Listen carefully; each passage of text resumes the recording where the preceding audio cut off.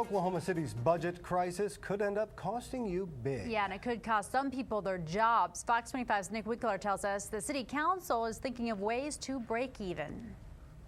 We have 5 months before the city council adopts a budget for the next fiscal year, and the revenue picture could change between now and then, so the city is not saying how many people, if any, might be laid off or whether your taxes will increase.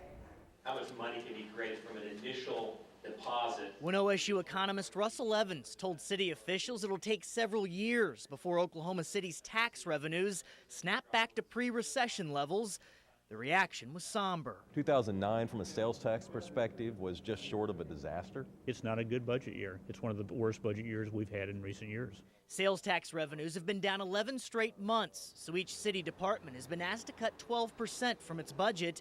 But is that enough? Or will Budget Director Craig Freeman ask for deeper cuts down the road? I don't foresee that right now, no. I think what we've asked for right now gives us enough flexibility. In addition to the 12% cuts, councilors have these options to save money: city worker salary reductions, unpaid days off, or health plan cuts. And what about layoffs to cut the $26 million budget gap? It's just difficult to close that size of a gap without recognizing the reality that we're going to see some reduction in staffing. So those are the cuts, but how does the city plan to make some money?